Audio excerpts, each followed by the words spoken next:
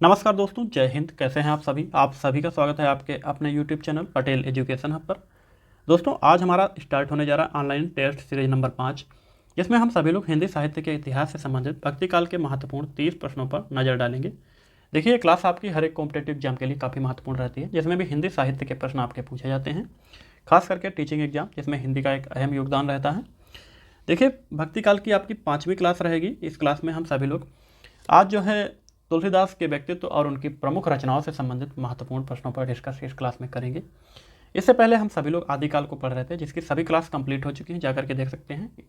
उन क्लास का लिंक आपको इसी वीडियो के डिस्क्रिप्शन में मिल जाएगा। तो आज हम सभी लोग भक्तिकाल को पढ़ेंगे। ये भी भक्तिकाल की 5वीं क्लास है। इससे पहले 4 क्लास हम सभी लोग पढ़ चुके हैं। देखिए, पहला प्रश्न, तुलसीदास जी की माता का क्या नाम था? तो सही उत्तर क्या हो जाएगा दोस्तों? तुलसीदास जी की माता का नाम हुलसी देवी था। ऑप्शन नंबर ए बिल्कुल सही उत्तर हो जाएगा। देखिए, इसी तरह से पिता का नाम जो है आत्माराम दुबे था। अगर पूछा जाए इनके बचपन का नाम, तो बचपन का नाम इनका जो है राम बोला था। पत्नी इनकी रत्नावली थी। गुरु इनके जो है नरहरि दास थे।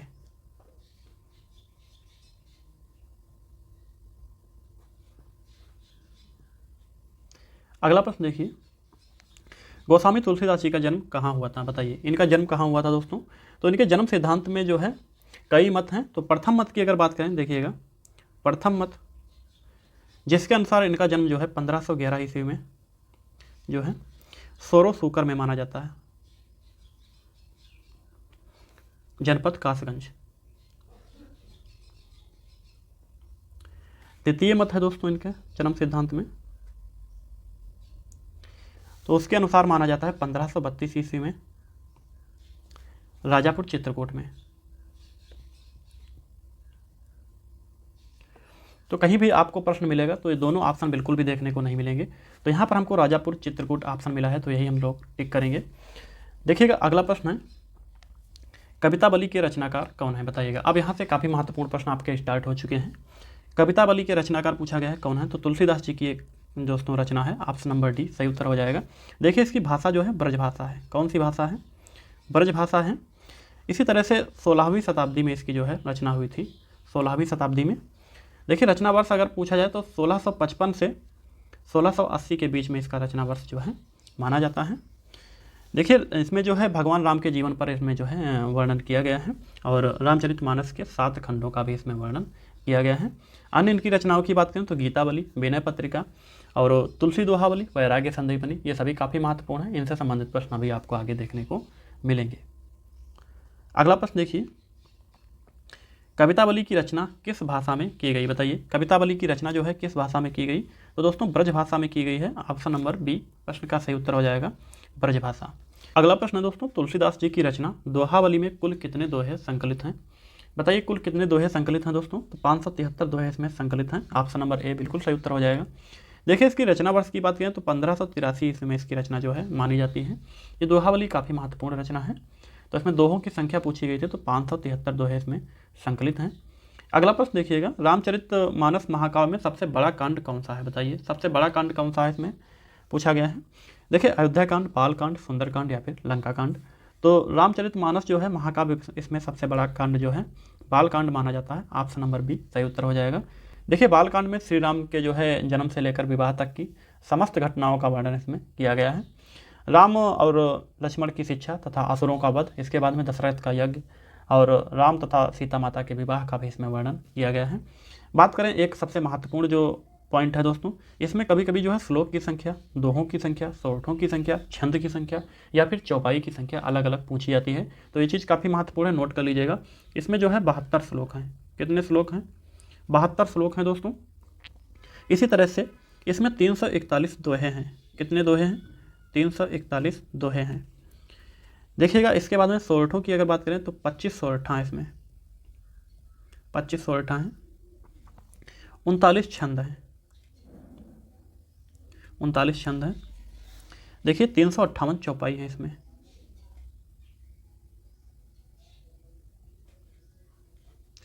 काफ़ी महत्वपूर्ण की पॉइंट्स हैं आपके, इनसे संबंधित प्रश्न आपके पूछे जा सकते हैं। अगला प्रश्न देखिए, रामचरितमानस महाकाव्य में सबसे छोटा कांड बताइएगा कौन सा है। इसमें सबसे छोटा कांड पूछा गया है दोस्तों, तो किष्किंधा कांड सबसे छोटा कांड है। ऑप्शन नंबर सी सही उत्तर हो जाएगा। देखिए इसमें 12 श्लोक हैं। कितने श्लोक हैं? तो इसमें जो है 12 श्लोक हैं। इसी तरह से 30 दोहे हैं। 30 दोहे हैं। देखिए एक सोरठा है मात्र। इसी तरह से जो है 2 छंद हैं। देखिए 30 चौपाई हैं।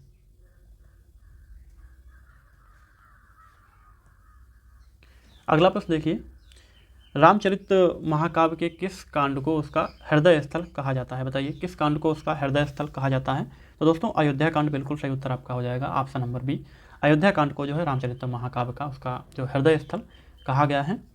अगला प्रश्न देखिए, इनमें से कौन सी रचना तुलसीदास जी की है? बताइए कौन सी रचना इसमें से जो है तुलसीदास जी की है? प्रश्न नंबर 9 सही उत्तर क्या हो जाएगा? देखिए सुजान सागर, साहित्य लहरी, हनुमान चालीसा, रामचंद्रिका। देखिए दोस्तों ऑप्शन नंबर सी प्रश्न का सही उत्तर हो जाएगा। हनुमान चालीसा जो रचना है दोस्तों, ये जो है तुलसीदास जी की है। 16वीं शताब्दी में इसकी रचना हुई थी। कब हुई थी? 16वीं सदी में इसकी रचना हुई थी। तुलसीदास की ये जो है अवधी भाषा की रचना है। किस भाषा की रचना है दोस्तों? तो अवधी भाषा की रचना है। देखिए हनुमान, इसमें जो है हनुमान जी के गुण, उनके पराक्रम और निर्मल चरित्र का वर्णन किया गया है। इसमें जो है 40 चौपाई हैं। कितनी चौपाई हैं? 40 जो है चौपाई हैं। काफ़ी महत्वपूर्ण इनकी रचना है। देखिएगा इनकी अन्य रचनाओं की अगर बात करें दोस्तों, जैसे यहाँ पर सुजान सागर दी गई है, ये रचना किसकी है दोस्तों? तो घनानंद की रचना है। घनानंद की रचना है। देखिए साहित्य लहरी की अगर बात करें दोस्तों, तो सूरदास की रचना है। सूरदास की है। इसी तरह से रामचंद्रिका जो रचना है दोस्तों, ये केशवदास की है। किसकी है? केशवदास। अगला प्रश्न देखिए, हनुमान चालीसा की रचना किस भाषा में हुई है? बताइए हनुमान चालीसा की रचना जो है वो किस भाषा में हुई है? तो दोस्तों अवधी भाषा में हुई है। इससे पहले अभी मैंने बताया था, हनुमान चालीसा में अवधी भाषा का जो है प्रयोग किया गया है। अगला प्रश्न देखिए, तुलसीदास जी ने हनुमान चालीसा की रचना कहाँ की थी? बताइए इसकी रचना जो है कहाँ की थी? तो फतेहपुर सीकरी में इसकी रचना हुई थी। ऑप्शन नंबर ए सही उत्तर हो जाएगा। देखिए हनुमान चालीसा रचना में कितनी चौपाइयाँ संकलित हैं? बताइए कितनी चौपाइयाँ दोस्तों संकलित हैं? तो 40 चौपाइयाँ इसमें संकलित हैं। ऑप्शन नंबर सी प्रश्न का सही उत्तर आपका हो जाएगा। अगला प्रश्न देखिएगा, किस कवि को जन जन का कवि कहा जाता है? बताइए जन जन का कवि किस कवि को कहा जाता है? सही उत्तर क्या हो जाएगा? सूरदास, तुलसीदास, कबीरदास या फिर देव कवि। देखिए जन जन का कवि जो है तुलसीदास जी को कहा जाता है। ऑप्शन नंबर बी सही उत्तर हो जाएगा। यहाँ पर काफ़ी लोग कंफ्यूज हो जाते हैं। एक प्रश्न इससे संबंधित बिल्कुल मिलता जुलता पूछा जाता है, जन कवि किसको कहा जाता है? जन कवि। तो यहाँ पर सही उत्तर हो जाएगा नागार्जुन को। नागार्जुन को दोस्तों जन कवि कहा जाता है। इसी तरह से अगर जन जन का कवि पूछा जाएगा तब जो है सही उत्तर हो जाएगा तुलसीदास। देखिए इनको जन जन का कवि क्यों कहा गया था? इनकी एक विश्वविख्यात रचना है श्री रामचरितमानस महाकाव्य। इसमें इन्होंने जो है जन जन की एक भाषा जो अवधी भाषा उस समय प्रचलित थी उसका प्रयोग किया था, इसीलिए इनको जो है जन जन का कवि कहा गया था। काफ़ी महत्वपूर्ण ये सभी पॉइंट हैं आपके।